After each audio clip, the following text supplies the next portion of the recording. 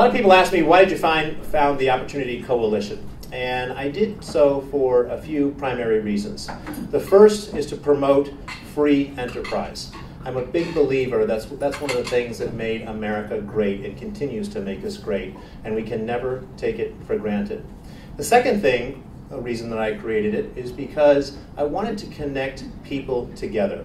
Oftentimes we all get into our own niches, and whether it be business or getting busy with life, and we don't have opportunity to go connect with others and to learn from them. And that is the third reason, is to come here and to hear from great speakers their golden nuggets of wisdom, and to figure out how that may apply to your own life in making your business or whatever it might be even better. So we're grateful that you're here with us.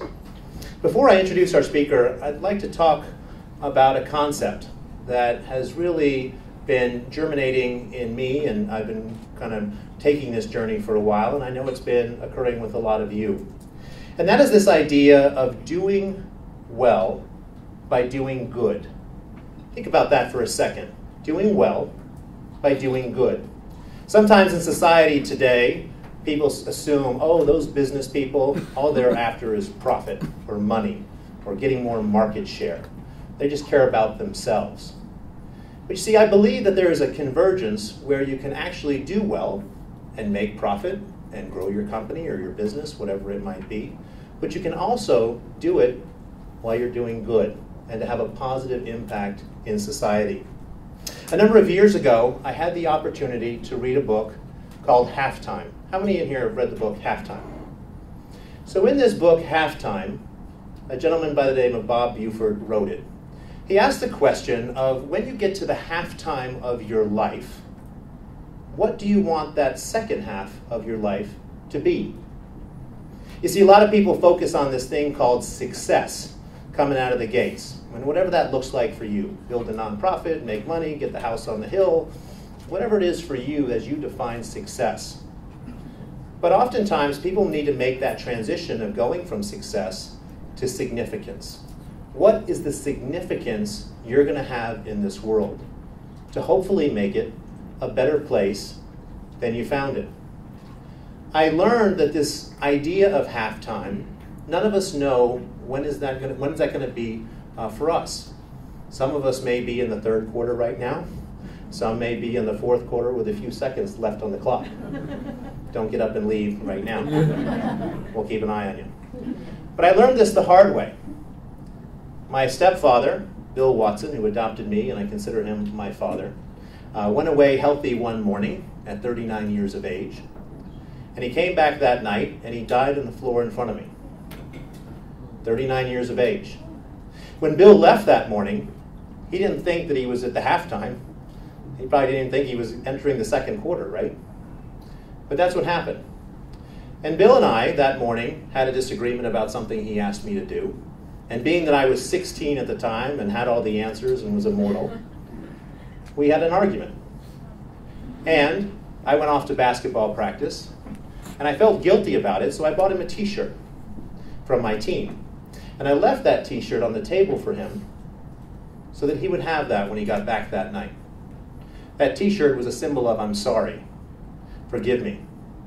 Sadly, I was woken at 10 o'clock that night, and Bill was in the advanced stages of an asthma attack.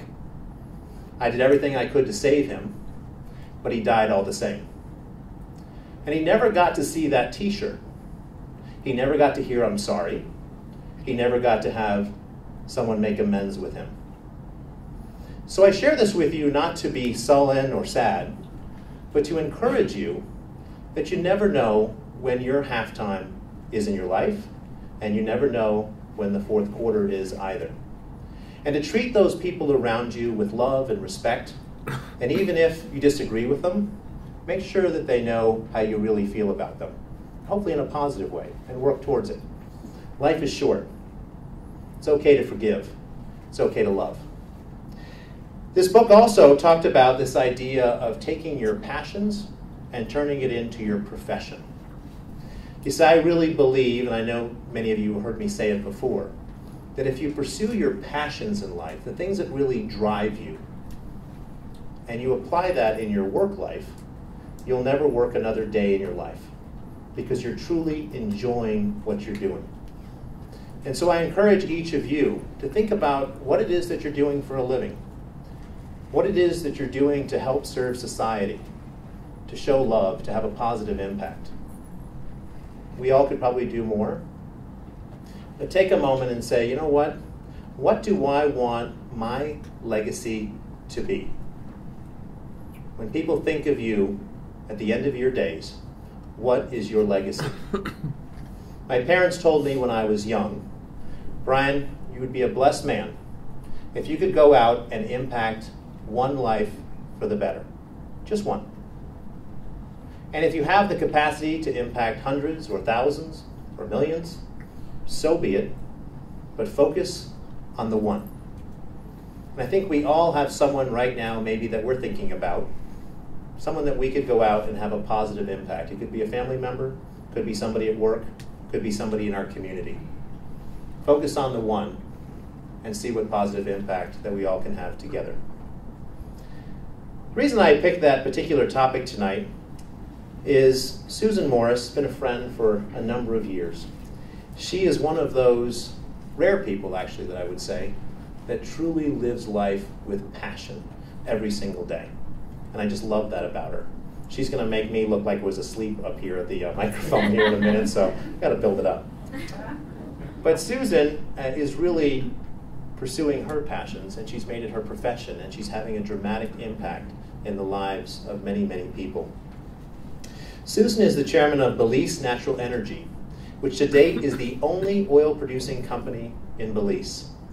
It has become the #1 revenue generator and helped transform the economy of this Central American country.